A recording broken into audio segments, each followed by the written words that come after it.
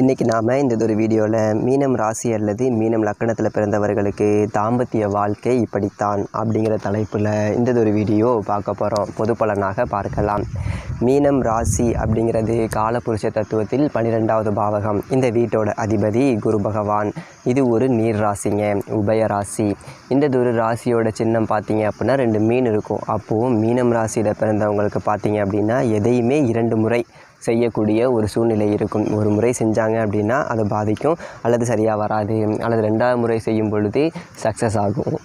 So பொதுவாகவே இந்த marriage life அப்படிங்கிறது பார்த்தீங்க அப்படின்னா ஒரு வரன் பார்க்குறாங்க அப்படின்னாக்க அவசரப்பட்டு பார்த்துருவாங்க. கல்யாணம் ஆனால் போதும், ஏன்னா லேட் ஆகும். வயசாக ஒரு டென்ஷன் மற்றவங்களாம் கேட்பாங்க.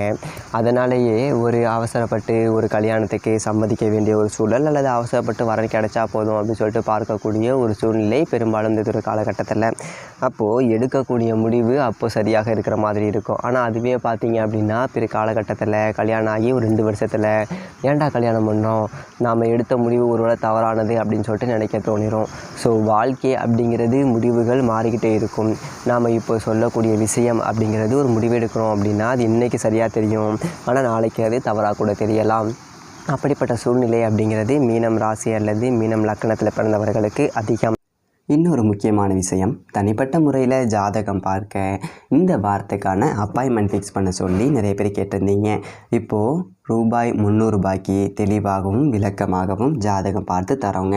தாழ்மையான வேண்டுகோள், இந்த நம்பருக்கு ஃபோன் கால் அல்லது வாட்ஸ்அப்பில் கூட நீங்கள் கேட்டு உங்களுடைய அப்பாயின்மெண்ட் அப்படிங்கிறத ஃபிக்ஸ் பண்ணிக்கலாம். உங்களுக்கு தேவையான அனைத்து டீட்டெயிலும் நம்ம டீமில் இருக்கிறவங்க கொடுத்துருவாங்க. அப்பாயின்மெண்ட் டேட் மற்றும் டைம் ஃபிக்ஸ் பண்ணதற்கு பிறகு அந்த நேரத்தில் நான் உங்களுக்கு ஃபோன் கால் பண்ணி ஜாதகம் பார்த்து பலன்கள் அப்படிங்கிறது சொல்லிடுவாங்க. ஜஸ்ட் நீங்கள் வாட்ஸ்அப் அல்லது ஃபோன் காலில் உங்களுக்கான டவுட் அப்படிங்கிறத கேட்டுக்கலாம். சரிங்க, உங்களுக்கான அப்பாயின்மெண்ட் அப்படிங்கிறத டைம் ஃபிக்ஸ் பண்ணிக்கலாம். நிறைய பேர் எவ்வளோ நேரம் ஆகும் அப்படி சொல்லிட்டு கேட்குறாங்க.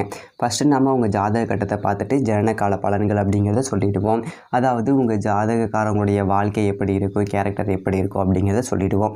அதுக்கப்புறம் கோட்சார பலன்கள் அடிப்படையில் கடைசி 1 வருஷம் எப்படி இருந்துச்சு, எதிர்காலம் வரக்கூடிய 1 வருடங்கள்லாம் எப்படி இருக்கும் அப்படிங்கிறதெல்லாம் பார்த்துடலாம். அட் லாஸ்ட் பார்த்தீங்க அப்படின்னா இந்த டைமில் என்னென்ன நடக்கும், இந்த நேரங்களில் நீங்கள் என்ன செய்யணும், அதாவது ஜாதகத்தின் அடிப்படையில் இதெல்லாம் பார்த்துட்டு உங்களுக்கு தெளிவான ஒரு விளக்கமான பலன்கள் அப்படிங்கிறத சொல்லிவிடுவோம். இதை தாண்டி உங்களுக்கு ஏதாவது சந்தேகம் இருந்துச்சு அப்படின்னா கூட நீங்கள் கேட்டுக்கலாம். ஒவ்வொரு ஜாதகத்துக்குமே 30 நிமிஷம் வரைக்கும் நம்ம எடுத்துப்போம். தெளிவாகவும் விளக்கமாகவும் பொறுமையாகவும் உங்களுக்கு எல்லாமே சொல்லிவிடுவோம். இது இல்லாமல் உங்களுக்கு ஏதாவது சந்தேகம் இருந்துச்சு அப்படின்னா கூட நீங்கள் டவுட்டு கேட்டுக்கலாம். கடைசியாக ஜாதகம் இல்லைனாலும் பரவாயில்ல, பிறந்த தேதி, பிறந்த நேரம், பிறந்த இடம் மட்டும் சொன்னாலே போதும், நான் உங்களுக்கு ஜாதகம் பார்த்து பலன்கள் அப்படிங்கிறது சொல்லிவிடுவோம். நீங்கள் ஜஸ்ட்டு வாட்ஸ்அப்பில் ஜஸ்ட்டு ஒரு மெசேஜ் அல்லது ஒரு ஃபோன் கால் பண்ணாலே போதுங்க. சரி, வாங்க நாம் வீடியோக்குள்ளே போகலாம். அதே போல் இந்த மீனம் ராசி மீனம் லக்கணத்தில் பிறந்தவர்களுக்கு ஒரு சஞ்சலங்கள் இருந்துக்கிட்டே இருக்கும். ஒரு மிகப்பெரிய ஒரு கனவுகள்லாம் வச்சுருப்பாங்க. அந்த யங் ஏஜ்லேயே பார்த்தீங்க அப்படின்னா பெரும்பாலும் இந்த ரேவதி நட்சத்திரத்தில் பிறந்தவர்களுக்கு சின்ன வயசுலேயே ஒரு 24 வயதில் இருந்தே சுக்கிர தசை வருது. அதே போல் முதல் திசையே புதன் திசையாக இருக்கும். அப்போ நிறைய கற்பனை கோட்டைகள் அப்படிங்கிறதெல்லாம் இருக்கும். இப்படிப்பட்ட வாழ்க்கையை துணைவரை கல்யாணம் பண்ணிக்கணும், இப்படி வேலைக்கு போகணும், இவங்களுக்காகவே வாழணும் அப்படிங்கிற எண்ணங்கள் இருக்கும். அதே போல் எதிர்ப்பாளினர்கிட்ட பேசினாங்க அப்படின்னா கூட ஒரு அப்ரோச்சஸ் இவங்களுக்கு வரும். இல்லை இவங்களுக்கே ஒரு சஞ்சலங்கள், எதிர்ப்பாளினருடைய ஒரு அன்பு பாசத்துக்காக இயங்கக்கூடியவர்களாகவும் இருப்பாங்க.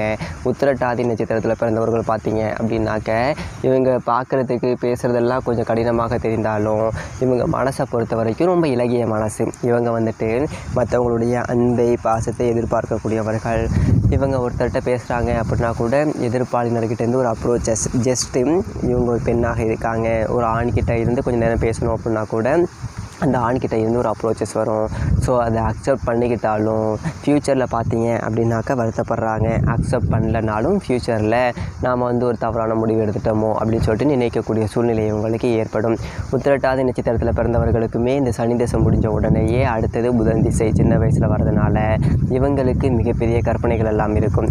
ஆனால் அந்த கற்பனைக்கு தகுந்த மாதிரி வாழ்க்கை அமைதா அப்படின்னு கேட்டால் இல்லைன்னு தான் சொல்ல முடியும். அதாவது எதையுமே இவங்களுமே 2வது முறை செய்யும்போது தான் சக்ஸஸ் ஆகும். இருக்கும் எந்ததொரு காரியமும். அதே போல் தான் பூரட்டாதி நட்சத்திரத்தில் பிறந்தவங்க. இந்த பூரட்டாதி நட்சத்திரத்தில் பிறந்தவங்க நல்லதொரு தோற்றப்பொழிவோடு இருப்பாங்க, ஒரு பொறுமைசாலியாக இருப்பாங்க. அதே போல் சடனாக முடிவெடுக்கக்கூடியவர்கள், அதிகமாக ஆக்சலேஷன் சஞ்சலப்பட மாட்டாங்க. இவங்களுக்கு வரக்கூடிய வாழ்க்கை துணையால் கொஞ்சம் பாதிப்படைவாங்க, அல்லது ஏதோ ஒரு வகையில் வேறு தொடர்போ அல்லது எதிர்ப்பாளினருடைய உறவோ ஏற்பட்டு அதிலேயும் பாதிப்படையக்கூடிய ஒரு வாய்ப்பும் இவர்களுக்கு உண்டு. அதுதான் இவங்களுடைய கர்மா. இந்த மீனம் ராசியில் பிறந்தவங்களை பொறுத்த வரைக்கும் நல்லா பார்க்குறதுக்கு ஒரு மதிக்கத்தக்க ஒரு தோற்றப்பொழிவு, ஒரு கம்பீரமாக இருப்பாங்க. கண்கள் அழகாக இருக்கும். மீனம் ராசி அல்லது மீனம் லக்னத்தில் நீங்கள் பிறந்திருக்கீங்க அப்படின்னாக்க குறிப்பாக தாம்பத்திய வாழ்க்கை அப்படிங்கிறது எப்படி இருக்கும்? காதல் வருமா? கண்டிப்பாக காதல் வரும். அதே போல் காதல் வாழ்க்கையில் ஒரு சில நேரங்களில் சக்ஸஸும் ஆகிறது. ஏன்னா இந்த சின்ன வயசில் பார்த்தீங்க அப்படின்னா சுக்கர தசை வரும் மீனம் ராசியில் பிறந்தவர்களுக்கு. அல்லது இந்த புதன் திசையிலையும் பார்த்தீங்க அப்படின்னா காதல் அப்படிங்கிறது வரும். சீக்கிரமாக கூட கல்யாணம் ஆகிடும், அல்லது விருப்பப்பட்டு கல்யாணம் ஆகும், அல்லது தெரிந்தவர்கள் மூலமாக சீக்கிரமாக கூட அந்த வரன் கல்யாணம் அப்படிங்கிறது ஆகிடும். அந்த வாழ்க்கையில் பிரச்சனைகள் வருதா அப்படின்னா கண்டிப்பாக எல்லாருக்கும் பிரச்சனை வருதுன்னு சொல்லிட முடியாது. அதில் குறிப்பாக களத்திர தோஷம் அல்லது தாரதோஷம் உள்ளவர்களுக்கு காதலித்து சக்ஸஸ் ஆகிறது. அந்த சக்ஸஸ் ஆன பின்னாடி ஒரு பிரச்சனைகள் விடிவுகள் கருத்து வேறுபாடுகள் அப்படிங்கிறது ஏற்பட்டு கணவன் மனைவி பிரிஞ்சிடுறாங்க. அதுக்கப்புறம் வேற ஒரு திருமணம் சிலருக்கு ஏற்படுது. சில பேருக்கு பிரிஞ்சு பிள்ளைகளுக்காக வாழ்கிறதுக்காக தனித்தே இருக்காங்க. சில பேர் பார்த்தீங்க அப்படின்னாக்க தற்காலிகமாகவே பிரிஞ்சிருப்பாங்க. சண்டையும் போடலை, எந்த ஒரு பிரச்சனையும் இல்லை. ஒன்று தொழில் காரணமாக பிரிஞ்சிருப்பாங்க.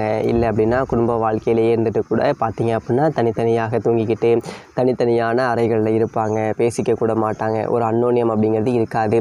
அப்படிப்பட்ட பிரிவும் சில பேருக்கெல்லாம் இருந்துக்கிட்டு இருக்கும். அதே போல் சில பேருக்கு கல்யாணம் அப்படிங்கிறது பண்ண பின்னாடி கூட சில பேருக்கு வேறு பேர் உறவு, வேற ஒரு தொடர்பு, வேறு ஒரு 4-5 எதிர்ப்பாளினருடைய உறவால் அவர்கள் கொஞ்ச நாள் அப்படியே போயிட்டு அதில் கொஞ்சம் மகிழ்ச்சி கிடைச்சாலும் ஒரு பக்கம் பண நஷ்டம், ஒரு பக்கம் கடைசியில் முடியும் போது அது மன கஷ்டம் அப்படின்னு அதிலேருந்து ரிட்டர்ன் வரக்கூடிய சூழ்நிலை இருக்கும். இந்த மாதிரி ஏற்படக்கூடியவர்கள் யார் அப்படின்னாக்க இது களத்திர தோஷமும் தார தோஷமும் இருக்குது அப்படின்னாக்க அவங்களுக்கு வரக்கூடிய வாழ்க்கை துணைவருக்கு எந்த தோஷமும் இல்லை, சுத்த ஜாதகம் அப்படின்னாக்க அப்படிப்பட்டவர்களுக்கு இந்த 7.5 சனி நடக்குது அல்லது ஜென்ம சனி நடக்கக்கூடிய காலகட்டத்தில் அவர்களுக்கு இந்த மாதிரி எதிர்ப்பாளினருடைய உறவு ஏற்பட்டு அதில் பண நஷ்டமாகிறது, விரயமாகிறது, மன கஷ்டத்தோடு அந்த உறவு அப்படிங்கிறது டிஸ்கண்டினியூ ஆகக்கூடிய ஒரு சூழ்நிலையும் ஏற்படுது. ஆனால் கணவன் மனைவி பிரிய மாட்டாங்க. ஆனால் இந்த பர்சனுக்கு ஒரு உறவு ஏற்பட்டு அதில் பாதிக்கப்படுவார்கள். சில பேருக்கு பிரிஞ்சிடுவாங்க. ஒரு உறவு அப்படிங்கிறது ஏற்பட்டு அதுலேயும் பாதித்து ஒரு பிரிவு வரக்கூடிய ஒரு சூழ்நிலை இந்த ஒரு காலகட்டத்தில் இருக்குது. ஸோ இந்த ஒரு பிரச்சனைகள் பார்த்தீங்க அப்படின்னா யாருக்கு ஏற்படுதுன்னு பார்த்தீங்க அப்படின்னாக்க குறிப்பாக உங்களுடைய ஜாதகத்தில் தோஷங்கள் அப்படிங்கிறது இருக்குது, களத்திர தோஷம் அப்படிங்கிறது இருக்குது, அல்லது தார தோஷம் இருக்குது அப்படின்னாக்க அவர்களுக்கு ஒன்றுக்கு மேற்பட்ட திருமணமோ அல்லது ஒன்றுக்கு மேற்பட்ட உறவுகளோ ஏற்பட்டு அதன் மூலமாக பாதிக்கப்படவும் செய்கிறாங்க. அதன் மூலமாக மகிழ்ச்சியும் அடைகிறாங்க. பூரட்டாதி 4ஆம் பாதத்தில் பிறந்தவர்களுக்கு எடுத்த உடனேயே இருப்பு தசை ஒரு 4 வருஷம் குரு தசை இருக்கும். அதன் பிறகு சனி தசை அப்படிங்கிறது ஒரு 19 வருஷம்.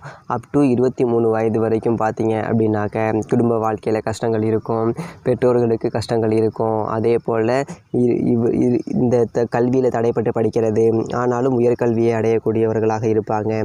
எதிர்பார்த்த வேலைக்கும் போயிடுறாங்க. அதே போல் 23 வயசில் இருந்து இவர்களுக்கு புதன் திசை 17 வருஷம் ஸ்டார்ட் ஆகிடுது. 17 வருஷம் அப்படின்னாக்க 40 வயது வரைக்கும் இவர்களுக்கு புதன் திசை அப்படிங்கிறது இருக்கும். இந்த புதன் திசை எடுத்த உடனே வரதுனால, சின்ன வயசுலேயே வரதுனால பூரட்டாதி நட்சத்திரத்தில் பிறந்தவர்களுக்கு இந்த ஒரு நேரத்தில் காதல் போன்றவை ஏற்பட்டு சீக்கிரமாக கூட சில பேருக்கு கல்யாணம் ஆகிடுது. சில பேருக்கு வரன் பார்த்து அரேஞ்ச் மேரேஜ் கூட சில பேருக்கு சீக்கிரமாக ஆகிடுது. அதே போல் களத்திர தோஷம் இருக்குது, சில பேருக்கு செவ்வாய் தோஷம் மட்டும் இருக்குது.